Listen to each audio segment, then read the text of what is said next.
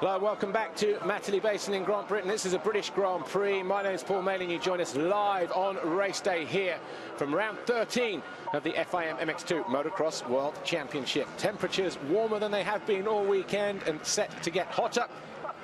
And the Jeffrey Hurlings fans here are going to be looking to see their kid win on Tommy Searle's home patch. But Tommy Searle, the Floride Monster Energy Pro Circuit Kawasaki rider, currently second in the championship, will be looking to make amends after a couple of Grand Prix where he's not picked up as many points as he would have liked, and at the moment sits 57 points behind the Dutchman Jeffrey Hurlings, who is pretty much running away with it. 14 wins so far this year compared to Tommy Searle's 7.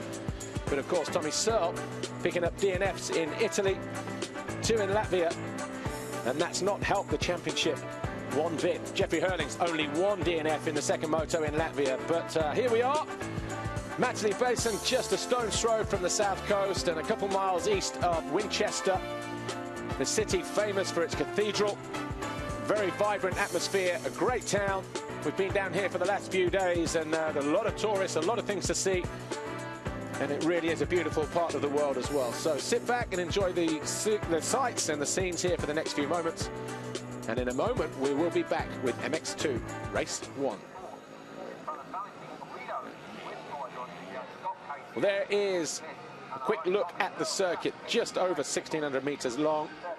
It's about 80 meters to turn 1, slightly uphill. An off-cambered left-hand turn, falling away as the riders go through it. So you have to be on your mettle.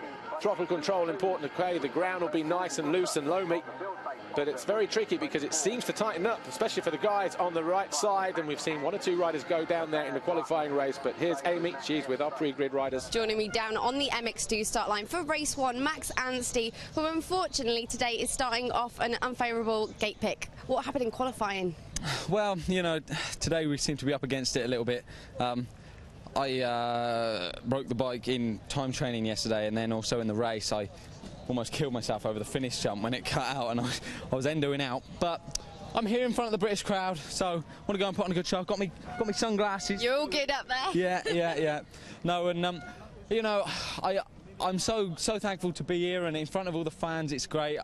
The support here is amazing, and there's so many good English riders out there, and just to be a part of it is just such a great feeling at the moment. And you also had some great news yesterday as well about Nations. Yes, no, that's going to be awesome. Like I said, I feel honoured to be classed with such an elite group of riders and athletes. You know, with Tommy and Jake, I have huge respect for all of them, and even Sean. There's so many good English riders, and to be a part of that is going to be good. I can't wait to ride the 450. I'm going to have a little bit of power, so maybe I'll pull a whole shot. And I just want to go out and put on a good show for everyone and make Team GB get up on that box. And I think Lommel is a great track for me, and I'm really looking forward to riding the 450. I rode a 450 at Hawkstone the other day, and I proved that, you know, with the faster bike and a little bit more power, I can ride it how I want to ride it. And but you know, we're out here racing now. Next motor's coming up, so got to go and put on a good show for all the fans. Everyone better be cheering over the fences, and gonna go do some big whips for everyone. Thanks, Max. We'll let you go on with your race, and before we see the MX2 race 1, we're going to take a look behind the scenes of stunning construct Suzuki.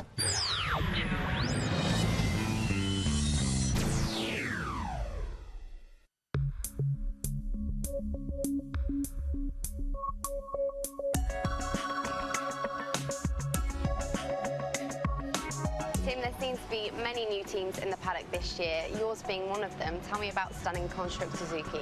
Yeah, Stunning Construct Suzuki, like you say, we're a new team, but important, a new team with experienced people. All the people working in the team, the mechanics, the truck driver, even the riders are experienced guys. So I think that's a very important thing. The team is started, in fact, there was a young kid, Damon Graulis. I was helping him doing the European, and he was trained by Joel Smits, 5-time world champion. And together with Joel, the idea came last year to start a team in the World Championship, to give young talented riders the chance to get some experience on the highest level. And so, here we are. Our workshop is based 10 minutes from the workshop of the factory Suzuki team from Sylvain Geboers. And Sylvain helped us a lot with doing the startup, also with technical advice for the bikes. So that's why we came on Suzuki's. beginning of the season was very difficult because both the riders dislocated their shoulder. So it was a very difficult start, but both trained really hard, riding with a brace, trying to adapting their riding style a little bit. So and till now, Nikolai Larsen is 15 in the World Championship. 2 races ago in Latvia, he did a 6th, Getteman did a 9th, and Getteman coming from the European, his first year in on the World Championship level. So yeah, we're very happy.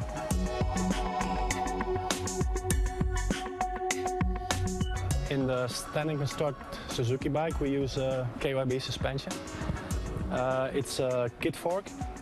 This means it has the same dimensions as a standard KYB, let's say. Only a few things are different, like for example the outer tube is a Kashima coated one. It's like a surface treatment which has less friction and is well, in total it's just better than standard. The rear shock is also KYB kit suspension. It has a 50mm diameter cylinder. The size of the gas tank is also bigger than a standard one. It has the body also has Kashima coated surface treatment, and the piston rod is a 16mm size, which has also a DLC coated layer on it.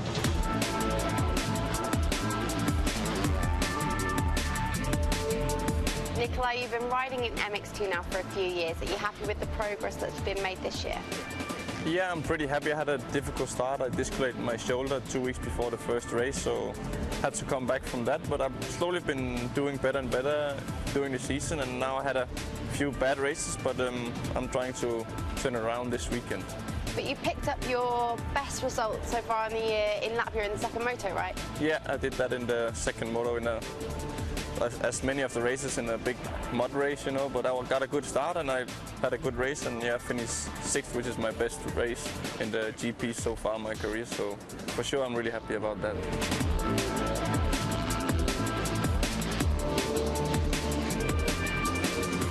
Last year you were riding in the European Series. How have you found the transition over to MX2 this year? Yeah, it's going good. Last year I was riding European, now doing the MX2. In the beginning of the season it was not easy. You're riding with the biggest guy, but now in the second part of the season it's going quite good and feel me comfortable now. Yeah. The biggest thing that I learned was to give everything of me from the start till finish.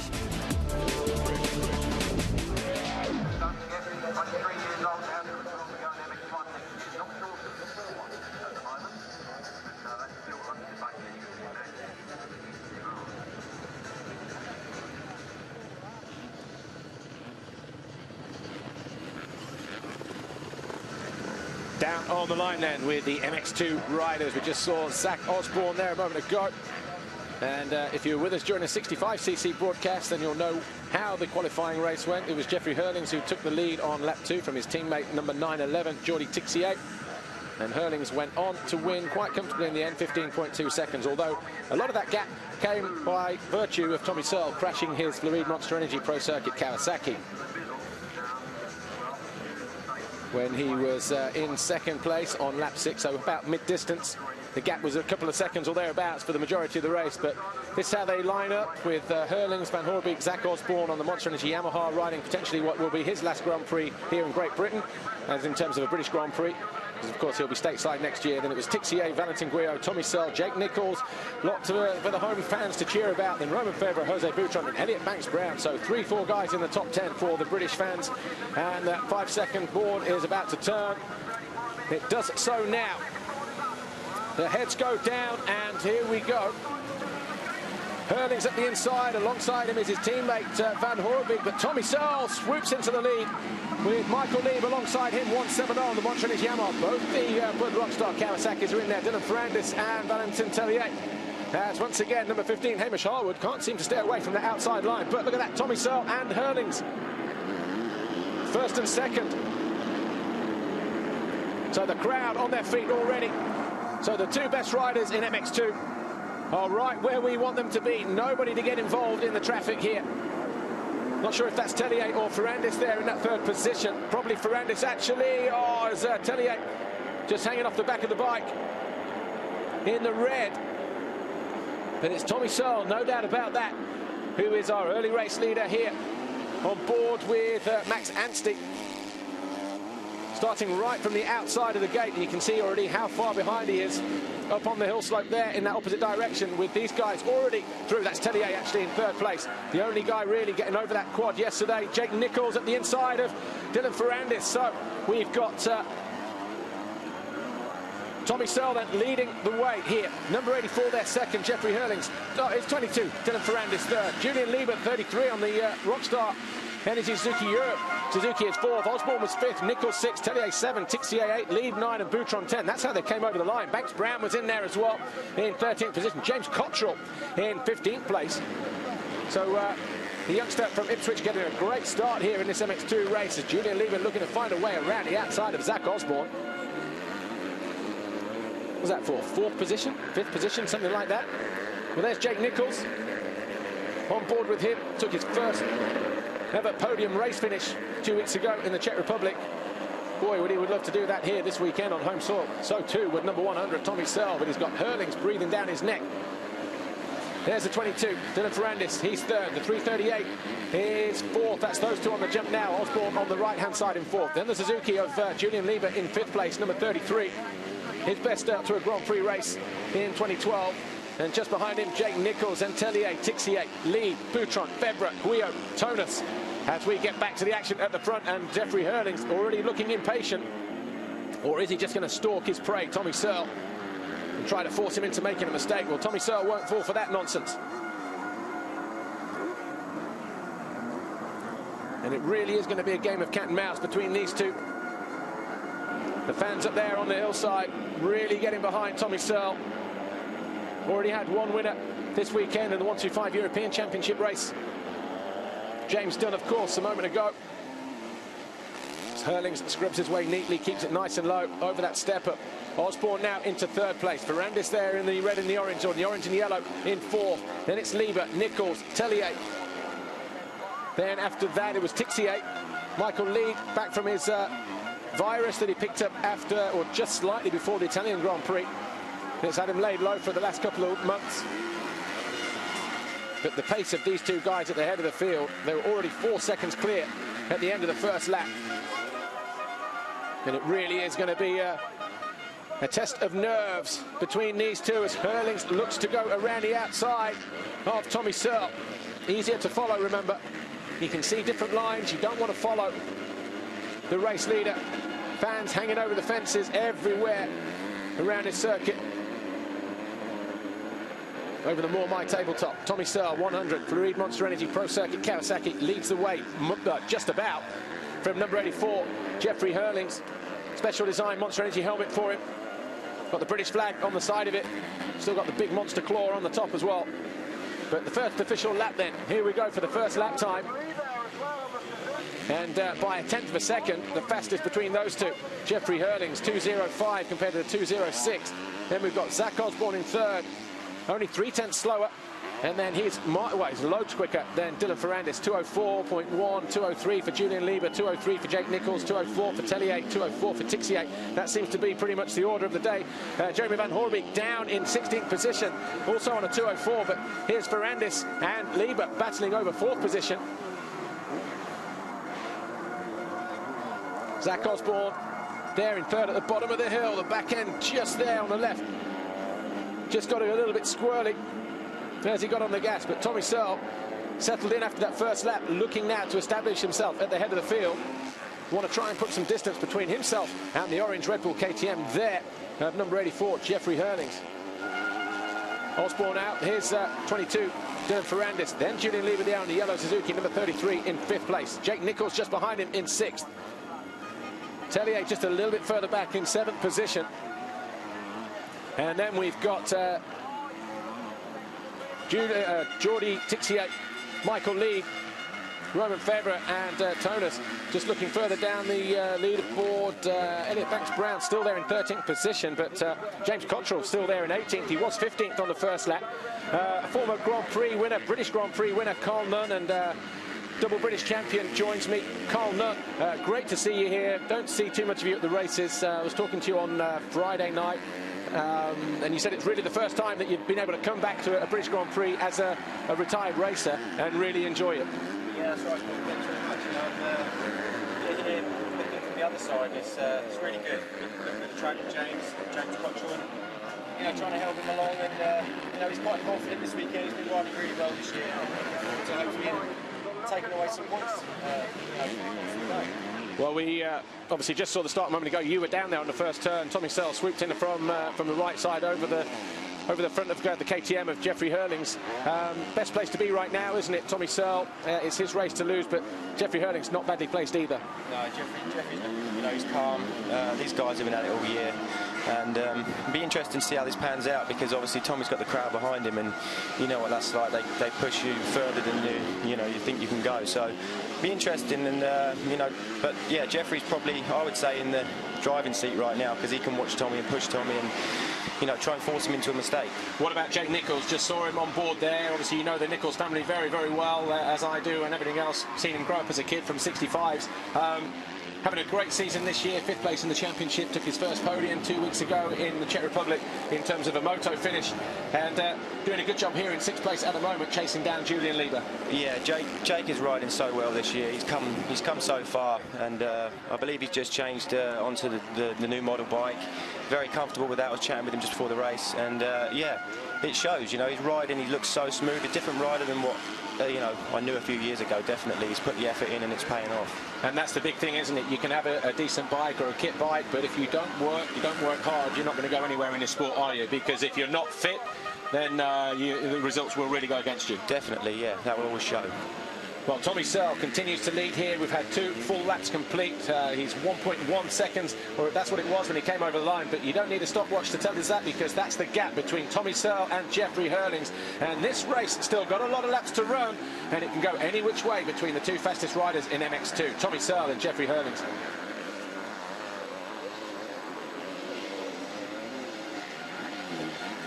Tommy Searle then approaches the finish line jump here, just 27 plus 2 to go, and Zach Osborne, he's the danger man, the fastest man on track last time around at 1:59, but he goes fastest again, 59.0, 3/4 of a second quicker than the 2 guys ahead of him, and he's closing down on Tommy Searle and Jeffrey Hurlings. So for Zach Osborne, who's going to be riding his last British Grand Prix for the foreseeable future due to commitments elsewhere next year and not wanting to ride MX1 because strength, size, that kind of thing, really might be the danger man in terms of this battle for the lead between Tommy Searle and Jeffrey Hurlings. Calm. Yeah, definitely. I was watching Zach yesterday in the heat race, and he was really strong. He came through, the bike was looking good, he was riding well, confident, and yeah, he looks to be coming right now, so this could end up a 3-way in a little while. Obviously, a lot more people arriving on the circuit this weekend, or today, than we had yesterday and on Friday, but the atmosphere at a British Grand Prix is always special, isn't it? I was talking to Dave Thorpe, a 3-time world champion, and James Dobb, a former world champion as well from 2001, asking them about the atmosphere, the ambience, what makes it so special. And the other riders from the other nations will say theirs is also special, but I guess we get used to this one. Tommy Searle, what's he going to be feeling now? What was it like for you as a racer, riding a British Grand Prix and then winning down at Matcham's Park, I believe it was? Yeah, the first moto, yeah. I mean, the British GP is always special. You look forward to it, and I used to have that buzz coming up, you know, like a month beforehand, and then the nerves come in, and the buzz comes back, and then you get there, everyone wants, you know, an autograph or a shirt or, you know, a poster and all those kind of things.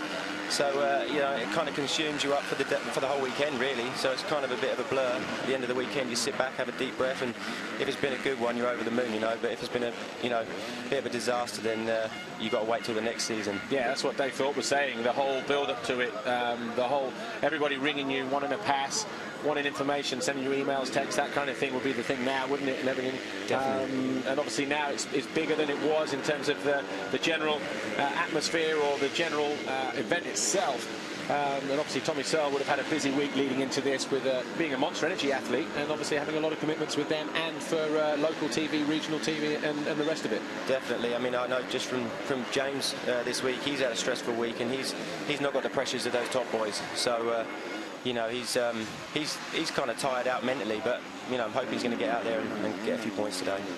There's Tommy Searle. He's almost 2 seconds clear after setting the fastest lap of the race by 3/4 of a second over Jeffrey Hurling. So already starting to make the break then, Tommy Searle, and he needs to, doesn't he, Carl Nunn? Because after the fall that he had yesterday, closing down Jeffrey Hurling's, it could have dented his confidence. But he's come back, all guns blazing. He's come out swinging, and what better way to respond than going out there and getting a whole shot and leading here for the first 4 laps? Definitely. I mean, yeah, Tommy had made a really strange mistake yesterday, and it was kind of an awkward crash. So, and he took a little bit of time to get going because the pack came round. But, you know, he's on it at the moment. It looks like he's quieting up that hill, which is a seriously big jump. So, yeah, cool. And obviously, from Tommy's point of view, we've got Zach Osborne closing in on Jeffrey Hurling's in 3rd. The gap for the championship, 57 points at the moment. Obviously, Tommy would like Jeffrey Hurling's to suffer a mechanical at some point between now and the rest of the season, just to narrow it up a little bit. He can't do any more than he's already doing, going out there winning. But Zach Osborne could take another couple of points and reduce that gap, or give Tommy another 5 points going into the second race. Oh, definitely. You know, if Zach can get in there, he will for sure. And we know how Zach rides, he's aggressive, and you know, he'll be going for the win. He won't be going for 2nd or 3rd. He'll want to try and win this race, so he'll do everything he can. Well, here's Valentin Tellier currently down there in 7th position, although has he just found a way past Jake Nichols? I think Jake is just behind him, I thought, from that camera shot a moment ago. But no, we were right. Jake's still ahead of him in the 6th position. So Tommy Searle, Jeffrey Hurling, Zach Osborne, Dylan Ferrandis, they're your top 4. Jake Nichols still behind Julian Lieber, who's having the ride of his life at the moment on that Rockstar Energy Suzuki Europe MX2 machine. Nichols, as we said, our onboard camera here in 6th place. Valentin Tellier just behind him. Then Jordi Tixier about 3 or 4 seconds further back. Then we've got Michael Lieb and Arnold Tonus, the 2nd of the Monster Energy Yamahas, or 3rd, obviously behind Michael Lieb. Roman Febvre, the European champion from last year, he's down in 11th place on the Bodo Schmidt Motorsport KTM. Then we've got Van Horbeek now up to 12th, having just found a way past Elliot Banks-Brown, number 44 on the HM Plant KTM UK bike. Then Jose Boutron, Digger KTM, Valentin Guillo, Andre Chervelin, Kenny Van Duren, Alex Lupino, Lewis Toombs, and James Cottrell, your boy down there in 20th position. Colin, are you going to be out mentoring him after this race, going out into watch the MX1 race just to give him a few more pointers? Is that part of your role now?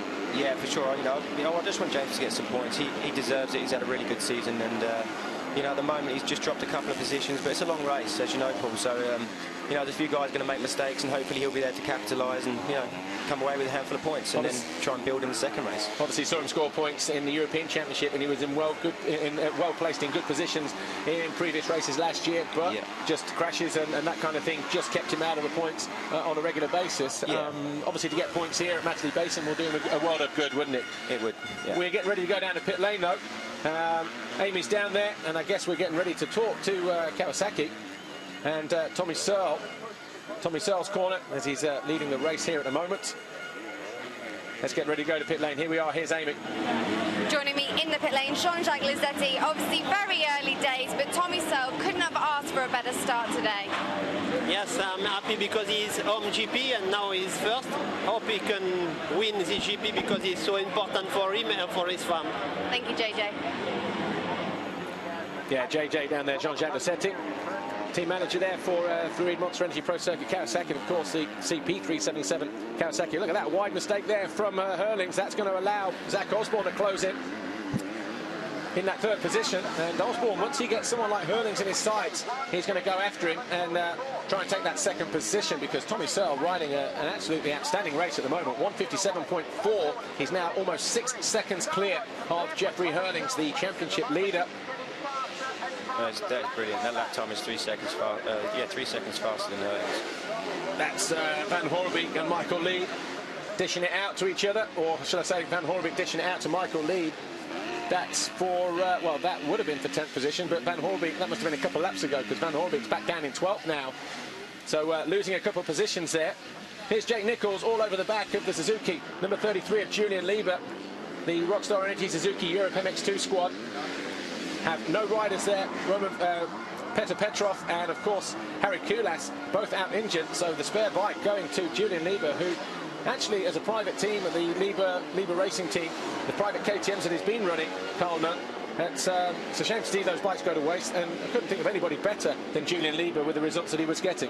Really surprised yesterday in the heat again. I had to look who it was, to be honest with you, Paul, and yeah, he looks so nice, comfortable on that bike, looks happy, and obviously he's showing in his riding, and you know, he's looking comfortable up there, and still a long way to go though, like I said.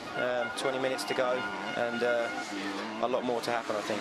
Yeah, and obviously just a young kid, but obviously making it work for him at the moment, down there in 5th position. But Tommy Searle, though, continues to lead. He's 5.8 seconds clear. We're going back to pit lane. Joining me in the pit lane, Thomas Ramsbacher. Julian Lieber is obviously in with your team this weekend. It's his first weekend, and he's made a really good start.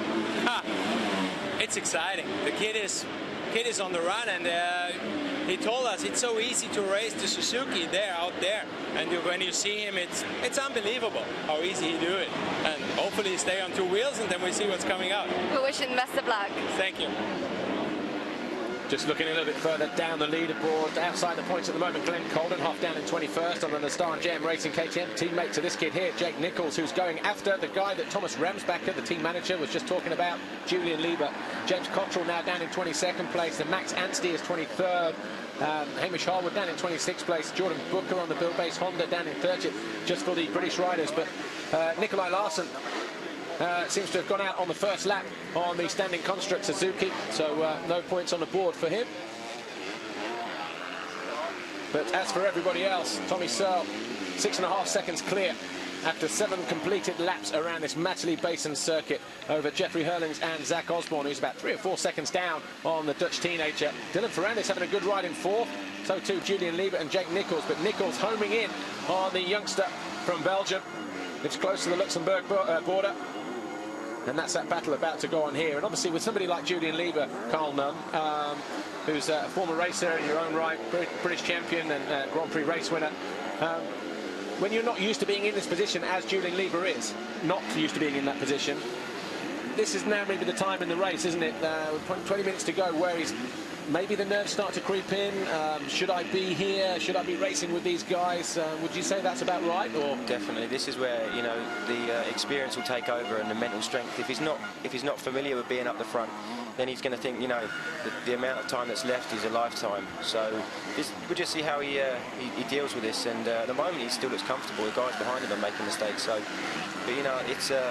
Again, yeah, he's going to be struggling. It's so warm out there as well, and the track is fast and it is rough. Yeah. And it's not your typical English track. So the home boys haven't got any advantage whatsoever.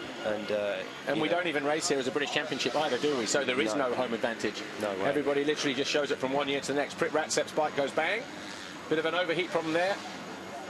So the Diga Racing KTM, as Jake Nichols looks to get aggressive on Julian Lieber, really starting to apply the pressure now. Here's the young Brit looking at going into 5th position.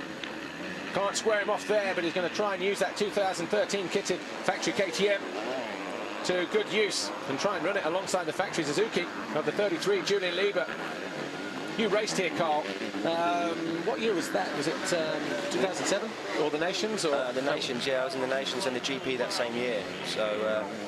Yeah, tough. It was a little bit wetter than this, and obviously a little bit colder than this, but yeah, it's a fast track. In terms of the nature of the ground, though, it looks pretty patchy, doesn't it? You'll have a nice area where there's a bit of traction. You've obviously got ruts, but underneath you've got the chalk, very slick stone. Very deceiving. Yeah, it looks like even from the side of the track, you think, wow, that looks so sticky out there and tacky, but once you get on the power and the back wheel starts spinning, you can't tell where it's going to light up. So it's very deceiving in that respect. Well, Julian Lieber there on that yellow Suzuki, closing down on Dylan Ferrandis, the Rockstar Racing Kawasaki rider, taking Jake Nichols with him as well. So we're going to have a 3-way battle for that 4th position, and that's it now on screen. 22 Ferrandis, 33 Lieber, 45 Nichols. Valentin Tellier and Jordi Tixier still hanging on in there as well, just behind him, 37. So this could be quite interesting. 5 riders going for potentially 4th place in the race. And of course, from Jordi Tixier's point of view, in terms of the championship, and Jake Nichols, obviously those two just 6 points apart at the moment. Nichols just taking that last time around with a good result, 4th overall in the Czech Republic. So Tixier, it's in his interest to push on and find a way past the likes of Valentin Tellier, and of course close down Jake Nichols for to cement himself as the best young kid in the championship, I guess. Yeah. Tixier has been looking so good all weekend. So Valentin Tellier, he's there in 7th position. Jordi Tixier just behind him, and he needs to get a move on. Carl Nunn, we're getting good kids coming through the ranks now, aren't we? Obviously, this festival of weekend of motocross, we've seen the 65s and the 85s. The 85s in particular look pretty rapid out on the track, doing all the big jumps, the majority of them. Were you surprised with what you saw yesterday and today? Definitely, really impressed. I mean, there was so much going on. You didn't know, it was kind of hard to keep up with what race was next. But yeah, the 85 guys, phenomenal, hitting those big jumps. A lot smaller bikes than what these guys are on, smaller wheels, less travel on the suspension. And they were dealing with it so good. And yeah, there's so much going on this weekend, and the spectators have treated it, the young ones, and now onto the pro level. And obviously a great occasion for them as well. I mean, people that I've spoken to, ex-riders and that kind of thing, even Tommy Searle, who wasn't that long ago when he was riding 85s, and the general opinion was, to have had that when we were riding as 85s may have made a difference or not, we don't know, but would have just been awesome, would have been huge, wouldn't it? A massive experience, yeah. I mean, the kids are never going to forget that, that's for sure. It's, it's very lucky, and it's cool for them. They look up to these guys, and they did the parade lap earlier when everyone was on the track, so they were actually riding around at the same time as sort of the guys they're looking up to. This battle that we're looking at here for 4th position, look at the lap times of all those guys. Dylan Ferrandis 2:03.2, Julian Lieber 2:02.8, and then Nichols 2:03.4, Tellier 2:02.7, Tixier 2:02.4, but the two guys behind them, but they're a few seconds back, 2 minutes dead, 0.6, 2 minutes dead, 0.8. Arnold Tonis and Jeremy Van Hoorbeek down in 9th and 10th, and it's not going to be too long before, and there they are there, 7 and 89, before they're finding themselves onto the rear wheel of this freight train that already stems back from 4th place. It's going to be a 6-way ride for that 4th position with 13 minutes plus 2 laps to go. Exciting stuff in MX2, Cole Nunn. Definitely. I mean, this is going to really get close, and you can't. It's hard to call, isn't it? Who's going to come out in front of this pack? And I'm really sort of devastated for Tonis with how his season's gone, because he was looking so strong at the beginning of the year, and I was waiting for him to be definitely on the podium week in, week out, and battling for the championship maybe. So, he's kind of got a point to prove, and he'll want to sort of get some good results under his belt, because he's had a bit of bad luck since he came back as well. So, it'll be interesting to see how this pans out. Well, Tommy Searle, more than 6 seconds clear at the moment, doing everything right still, lapping marginally quicker than Jeffrey Hurlings. That's him going up in the opposite direction here, but we're at that stage of the race now, though, aren't we, on what is a very fast track, where we're starting to get to the lap riders. They're going to be having their own battles. Okay, we have the blue flags out there, but sometimes in the heat of the moment, some riders don't pay attention to those blue flags, and that could be critical in terms of the lead that Tommy Searle has at the moment over Jeffrey Hurlings. Oh, definitely. I mean, the blue flags, if the rider's is in his own battle with another guy, they might not see it, and yeah, it can cause havoc in the race. Jake Nichols up the inside, turn 5 of Julian Lieber. So now Jake Nichols finally gets into that 5th position. Next man in his sights, the guy in orange just at the top of the hill, Dylan Ferrandis. So Nichols going for another good result here in 4th, potentially, in the remaining sort of 15 minutes or so in this race. Of course, when you add those 2 laps at the end of time run out. And Jake Nichols on the Nostar JM Racing KTM, putting himself in a very, very good position, isn't he, as a future candidate for a Red Bull Factory KTM ride, Carl Nunn? Definitely. I mean, he's on the right brand anyway. To be sort of moving forward to that team, but I don't know what the plans are for next year with Jake. Staying where he is, I believe. Okay, well that's cool. So he's on the bike that he's happy with, but yeah, all the teams are looking at him. That's for sure. You can't miss him at the moment, being in the top 5 pretty much every weekend. Narrowly missing out on the podium. I think it was at the last GP. So yeah, he's on fire at the moment, and but the thing is, he's very consistent as well, which is nice to see. He's got that consistency down, and he's moving forward in the championship. Number 33, about the same height as Tony Marshall, who used to ride the same number. Yeah. Former schoolboy motocrosser and Grand Prix rider. Obviously, Max Anstey out, so not a great weekend for the Brit. Parents and grandparents, family grew up all down the road here in Winchester. So Max Anstey, season, the second half of the year has just been so frustrating for him. 2 mechanicals yesterday, and obviously now pulling out of the race here. So obviously wanted to get the crowd on side. Big heavy landing there for Valentin Tellier.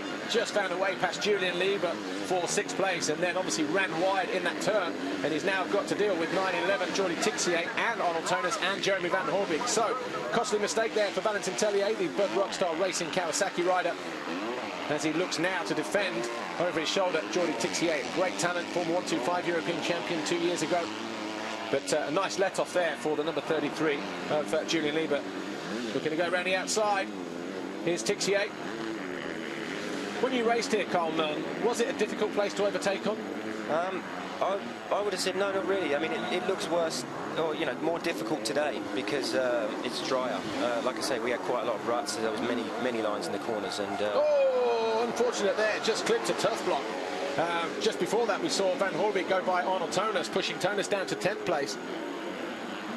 But that could have been a bit unfortunate, couldn't it? Because obviously those things, they don't roll, they just bounce. No, especially on the man in the jump. You know, once you're in the air, you've got no chance of moving out of the way of that. So a few lucky guys there. So 9 minutes 22 on the clock to go. Tommy Searle still 6 seconds clear of Jeffrey Hurlings. Lap times around about the same still. Zach Osborne still in 3rd place, but lost the toe about 15 seconds back on Hurlings. Dylan Ferrandis about another, well, about the same again, 20 seconds almost back of Osborne. So the first 3 pretty much static at the moment. Searle, Hurlings, Osborne. But Dylan Ferrandis and Jake Nichols, they're going to be in their own little battle. Nothing in it between those two this time. Tellier does find a way up the inside of Julian Lieber and makes it stick. And he loses out almost instantly as well to Van Hoorbeek. Hoorbeek on the charge, and he does go through. So this is what we were just talking about, isn't it, a moment ago, Colin, where Julian Lieber now, he's gone with the leaders, he's pushed and pushed and pushed just to go with them. But now the quick guys, the fit guys who are used to being in this battle are starting to come through, and he's getting demoted a little bit. Should still probably finish around about 10th or 11th, which is not a bad result for the young Belgian. No, I'm sure he'll be happy. You know, the good thing is he's gained the experience. He's had the laps up the front now with those fast guys. So you know, when he's in a situation like this again, hopefully he'll be a little bit stronger mentally and be able to deal with it a little bit better. And you know, but he's had a great race and still looking comfortable. He's not making too many mistakes, and yeah, he's on for a definitely, you know, good top 10 result.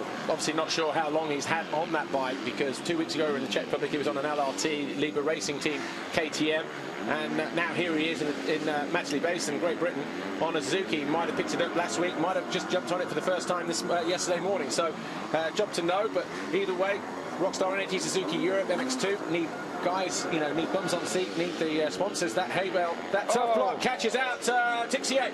And Tixier goes out of 9th place, and that's what we said just a moment ago. Even that place, when it was parked there, you would have thought the guys would have seen it, but it might have been Tixier that clobbered it last time around. Who knows? It could have been, yeah. But the marshal should have moved out, surely. Yeah. That's what you'd have expected. Anyway, Tommy Searle leads, Hurling 2nd, Osborne, Ferrandis, Nichols, Tellier, Van Hoorbeek, Lieber is there. Tixier has now lost a position to Arnold Tonis. Did he lose a position to Roman Febvre as well? I don't think he did, the former Supermoto rider. And it Banks Brown, big shout to him, having a good ride in 12th position on the HM Plant KTM UK machine. Again, Carl Nunn, family you know very well, had a frustrating season, hasn't he, Elliot Banks Brown? Yeah, definitely.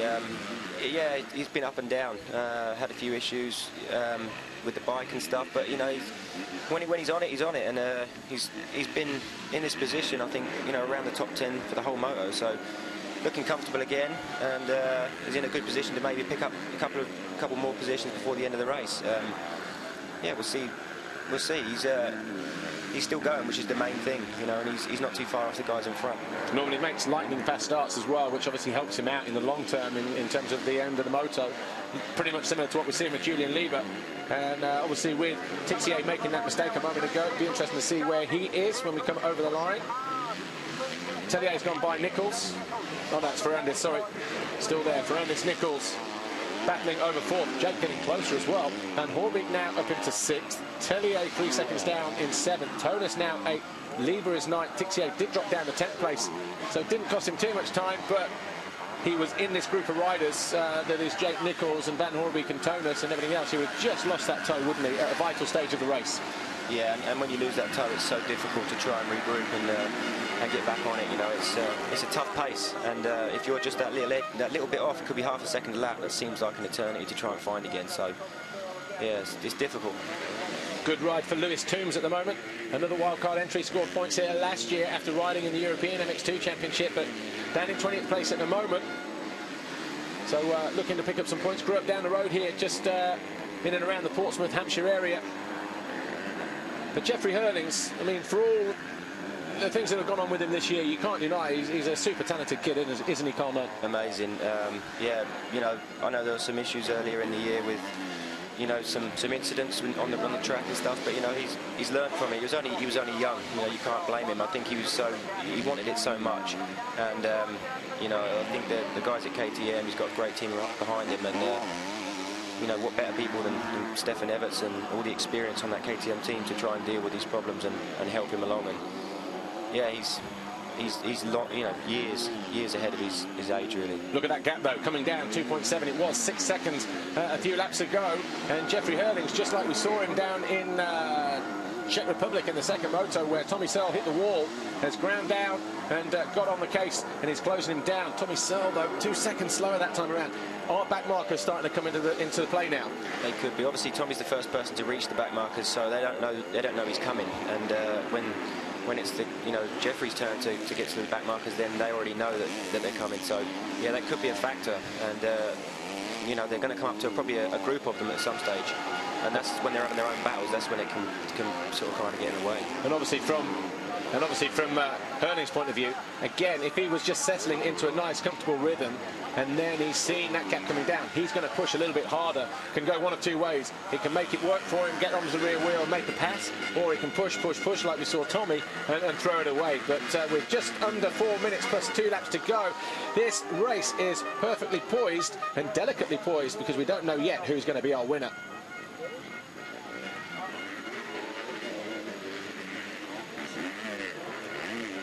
Tommy Searle getting a lot of support from the fans every inch around this racetrack here at Matterley Basin in Hampshire. As he's going after victory in his first moto, we would pick up 25 points, but the championship leader and the kid with 14 race wins, Jeffrey Hurlings, is only 2.7 seconds behind. That was last time around. We're just on the verge of completing lap 15. There is Hurlings, number 84, Kenny Van Duren, 103. Just doing his best to stay off the race line. Blue flag's being waved for him there. And the gap now, 3.2 seconds. So, backwards and forwards between these two guys. If you were to call it now, Carl Nern, which way this would go? Do you think Tommy Searle has enough in hand, or can Jeffrey Hurlings reel him in? Well, I think, you know, looking at it realistically, there's maybe 4 laps to go. So I think Tommy has probably got enough of a cushion to deal with, you know, Hurlings' sort of push at the end. It's difficult to call, you know, because it's happened so many times this year. These guys are back and forth, so I do think Tommy's got a big enough lead to hold him off. But as you said a moment ago, a little bit earlier in the broadcast, the ground's so unpredictable here. It just takes one little slip, doesn't it? Yeah, easy to make a mistake, definitely. And that's obviously from both riders' point of view. Zach Osborne still in third position, 33 seconds down on the leaders, but he won't mind about that. The team workshop just down the road, about 15 minutes away. And obviously he spent a lot of time living down in the south, in this part of England, but Dylan Ferrandis coming under pressure from Jake Nichols here, the Nostalgia GM Racing KTM rider. We're on board with him. He's in 5th place, and a slight mistake there from the 22. And Jake Nichols looking to make a move now. Tim Geiser had a nice line up the inside there in a 125 European Championship race, was right out of the rut. Jake Nichols maybe just thinking about going around the outside, makes the pass stick, and the crowd appreciate that as well. So 2 Brits then inside the top 4. Tommy Searle leading, Jake Nichols now in 4th place. Dylan Ferrandis is a great kid as well. Rookie of the year, in my opinion, in this MX2 category. Came so close to winning the European 250 Championship last year. Missed it by 3 points after missing. Well, he got injured during the season, but a good kid, or has already made it on the podium. Not afraid to run it down the inside under the tutelage of Jackie Vimond, a former world champion, and guided so many riders either to world championships or Supercross victories in the US. And surely Dylan Ferrandis, Colner, a star of the future. Definitely, the way he's riding, again, looks so comfortable up there. And yeah, 3.2, that gap coming down to 2.1. Yeah, that's coming down pretty quick. Yeah, I mean, definitely, you know how it can hot up on the last 2 laps, and yeah, looking like 3 laps to go, it could end up being a bar banging session at the finish. It could be, because 2:08 for Tommy Searle, 1:59.6 for Jeffrey Hurlings. That gap, that's what you said a moment ago, 2.1. Zach Osborne still in 3rd place. Nichols here dropping downhill on the Nostalgia GM Racing KTM, the lead rider in shot, number 45. He's in 4th place, having just overtaken Dylan Ferrandis in the bright orange there. And that gap coming down even more. It was 2.1. It's not that anymore. Carl Nern, where is Jeffrey Hurlings? If he gets close enough, is he going to make the pass, do you think? Yeah, for sure. I mean, we know there's no love lost between these guys, and you know, there's a point to prove as well. They both want to win, I think, each individual race. You know, it's not just about the championship.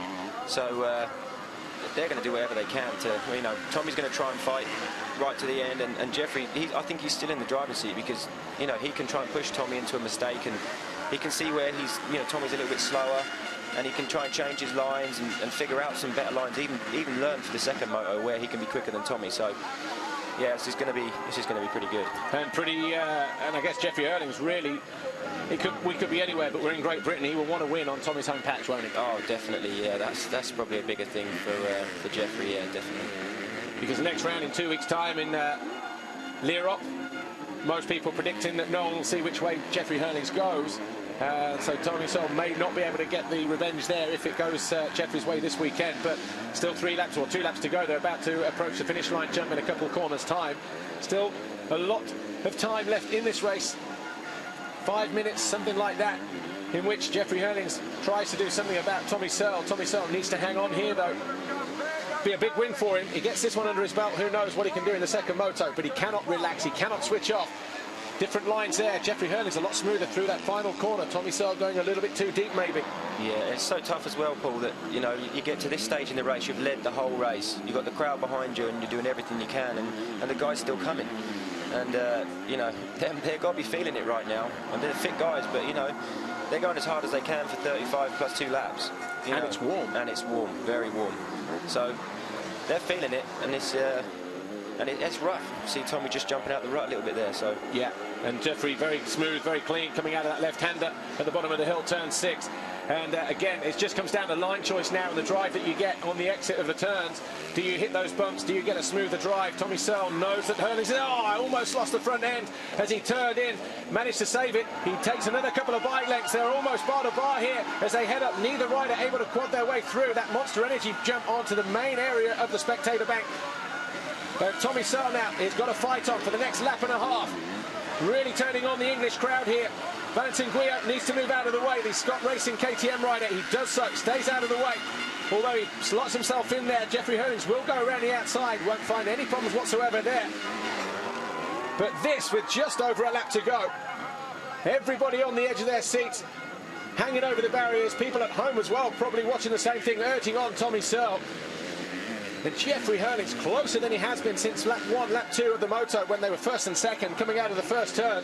But Tommy Searle looks to have responded a little bit here. But look at the drive there. Tommy Searle just sitting down. Hurling's out of the seat a little bit more. The rear end tracking just that little bit better, giving him that little bit better drive coming over those bumps, coming out of that turn. It's down to technique now, isn't it? And nerves. Definitely. Tommy's got a little bit of breathing room again. But, you know, Jeffrey was so quick on the first half of the lap on that last lap. Yeah. Well, you know, it is going to be about drive. Who's going to get the perfect drive on each corner, be smooth, save that last little bit of energy. Well, the first time in about 5 laps, Tommy Searle has gone marginally quicker, 2/10 quicker than Jeffrey Hurlings, but every little helps, and he was, what, 2 minutes, 0.8 compared to the 2:01.0. And there's another back marker in there, number 25, Glenn Coldenhoff. So he's having a shocker of an event at the moment. But Hurlings, whoa, look at that, had to correct himself there.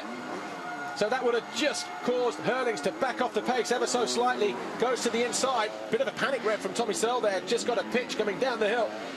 But as you say, Carl Nunn just a moment ago, looks like he's just opened up a bit of a cushion at the head of the field there. Tommy Searle on that green. Oh! And Hurlings goes down. The crowd erupt over there. He was already dealing with the crowd, and look at the reaction from that. It was always going to be a tough place to come to. And Jeffrey Hurlings has just witnessed the cauldron that is the British Grand Prix. Not the people to crash in front of. Sure. Tommy Searle, well, he's going to open up that gap now. Hurlings will just back off the pace. Tommy Searle will know that he's gone down. He would have heard the crowd behind him, and as he came down here, would have taken a look over his shoulder and seen Hurlings go down. Fortunately for him, Osborne was still about 30-40 seconds away, and that gives Tommy Searle an easy route to the checkered flag at the moment. Still got about a third of a lap to go, but the fans here love it. And this is what you were talking about, Carl Nunn, at the start of the broadcast. The feeling of the British Grand Prix, winning on home soil, doesn't get any better than that, does it? No, you know, Tommy's in the perfect position now. He can go back. He's got to recover though for the second moto and come out and do it all over again, which is going to be hard. The track's going to be even rougher, and you know, try and deal with it again. And but he's in the perfect position now for the overall. And if he can wrap this one up and then, you know, good start in the second race, then the crowd will probably be excited. And obviously we said, didn't we, Hurlings, it could go one of two ways. He can find himself on the rear wheel and make a pass or make a mistake. He made the latter. Tommy Searle out of the final turn. He takes the checkered flag, hits the Monster Energy finish line jump, pulls a nice little scrub whip, and he wins here in Moto number 1 on home soil. Takes a look over his shoulder. He won't care where Jeffrey Hurlings is. Of course he won't. The big thing is he's won the race here. First blood to Tommy Searle. Coleman, just a quick evaluation on that first MX2 race. It was a great one, wasn't it? It was a brilliant race. I mean, Tommy done a perfect job there. He got away. He got a little gap over Jeffrey, and you know, I think he rode as hard as he possibly could, and then he had to, you know, kind of sort of back it down a little bit towards the end. Jeffrey showed his nose a little bit, but made a mistake, and you know, I'm sure Tommy was having some deep breaths on that last half a lap after Jeffrey went down. Did have to dig deep. He looked like he had responded, though, didn't he? And obviously pushed Jeffrey Hurlings into that zone of just having to ride over himself a little bit just to make that pass, because that would have been a big win for Jeffrey Hurlings had it gone the other way. I mean, Tommy would have been devastated to lead the whole race and lose it in the last lap for sure. Well, here's Jake Nichols coming over the line. He's got Van Hoorbeek all over the back of him, but he's just about going to hang on. Osborne was third, Jake Nichols fourth. He'll be pleased with that, so too with well, mum and dad and sister, the whole family here this weekend. But Van Hoorbeek, good ride through the field. Oh, here we go. What's going on here? I don't know. Obviously, Jake Nichols obviously defending his line. Van Hoorbeek obviously wanting to start it. Squared right up to Jake Nichols, and Jake Nichols not having any of it. So just calm down. That's what Jake Nichols is saying. You know, it's a racing incident and all the rest of it, but sometimes you know what happens. I mean, actually, that's the first time I've seen Jeremy Van Hoorbeek really get sparked up over something. Normally, he rolls over and lets his teammate through, but obviously got a problem with Jake Nichols. So anyway, a win for Tommy Searle. Hurling second, Osborne third, with Nichols a fantastic fourth.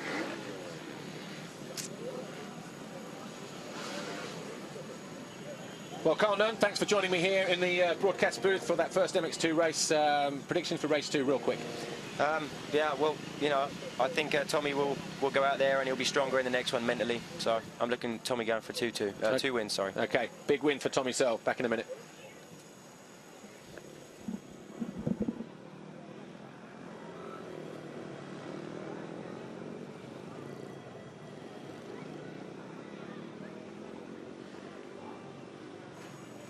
And Tommy Searle then, that's the moment where he took the victory in Moto number 1. No real major celebrations, but enough of a scrub whip just to let everybody know that he means business here on home soil. Jake Nichols, fantastic 4th place for him. Feel sorry for Max Anstey. No points for him. Official classification note here. Coming up any moment now, but no doubt about it, Tommy Searle in the end 20 seconds, but that doesn't show you the true picture. Although he did win it from start to finish from Jeffrey Hurling, Zach Osborne, Jake Nichols, Van Hoorbeek, Tonus, Dylan Ferrandis dropped to 7th in the end, and Valentin Tellier down in 8th, with Jordi Tixier 9th, Roman Febvre 10th, Julian Lieber, great ride for him to get 11th, ahead of Jose Boutron, Elliot Banks-Brown, Alessandro Lupino, Glenn Coldenhoff, Valentin Guia, Jens Getterman, Andrea Chervelin, Kenny Van Duren and Robert Just. Just out of the points, Lewis Toombs and James Cottrell. Maybe they'll try and score a couple in Moto number 2.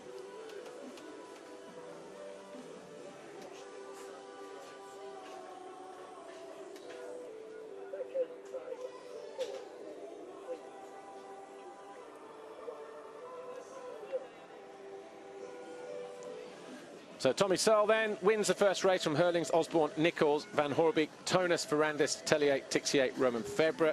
Good ride for Julian Lieber, Jose Boutron, Elliot Banks-Brown 13th, ahead of Lupino, Coldenhoff, Guio, Getterman, Chervelin, Van Duren and Robert Just. Championship in the points chase, well, 550 for Hurlings. Tommy Searle was 57 behind. Obviously pulls 3 points back in that championship chase, but he's going to need a little bit more if he's going to want to win the championship at the final round at Teufelstal. The penultimate weekend in September, 1 week before the Monster Energy Motocross of Nations. Oh my word, what a race, what a fantastic race. So let's get our breath back at the MX1 class. Tommy, what an excellent way to start your home Grand Prix. What a racing out there also with Jeffrey at the last laps.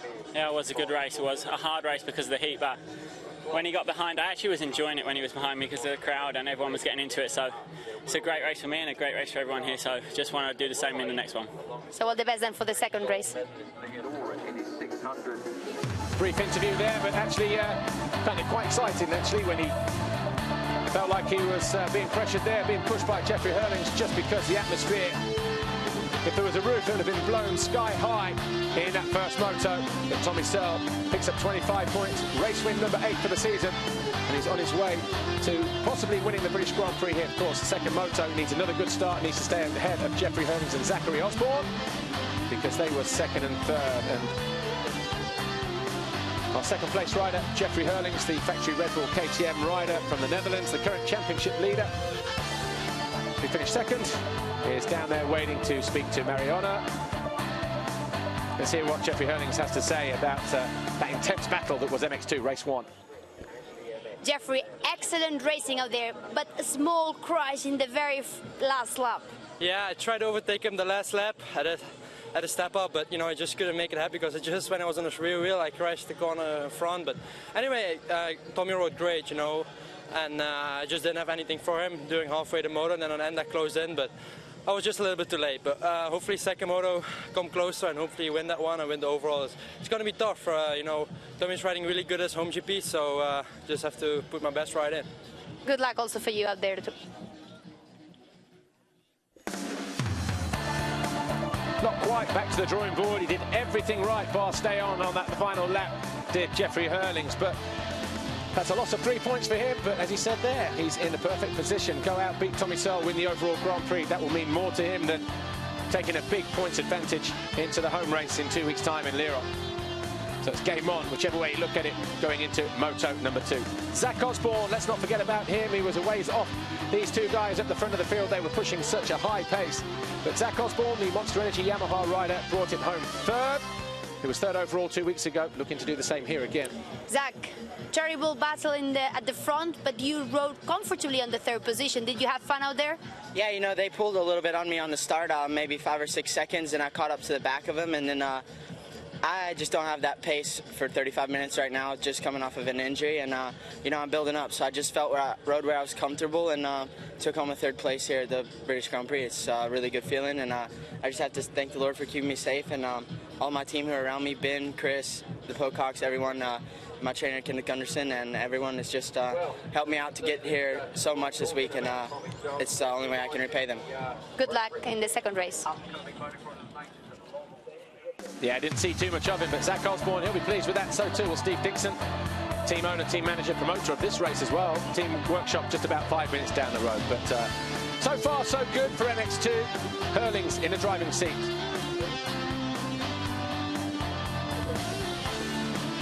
Tommy Searle in the driving seat, I should say. With Hurlings there in second, Zach Osborne in third.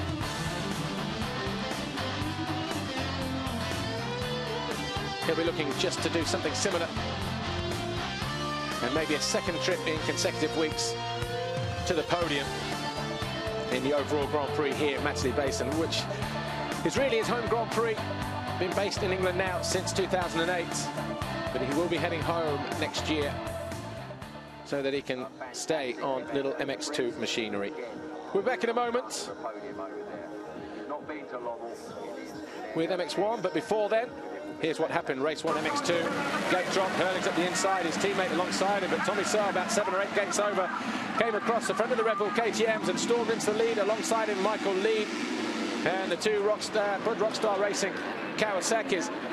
Valentin Tellier found his way at the inside of Julian Lieber for 5th position, but then overjumped and then eventually dropped down the order in the closing stages of the race.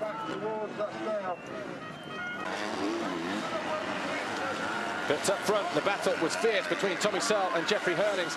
Searle had about a 6-second advantage, but in the closing stages, Hurlings reeled him in to within a couple of seconds and then a couple of bike lengths. And it really was game on between these two guys. The fans really getting into it, but on the last lap, half a lap to go, the front end got away from him. The crowd erupted as Hurlings went down, and that was a let-off for Tommy Searle, who came out of the final turn and took his Fluid Monster Energy Pro Circuit Kawasaki to victory in race number 1. Hurlings was second, Osborne was third. Great ride for Nichols in 4th.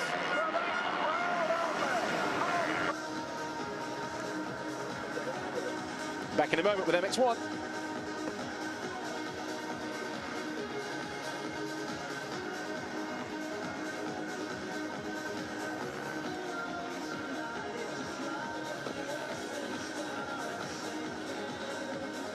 While we're talking of prizes, of fantastic prizes, Pro Systems stand, top of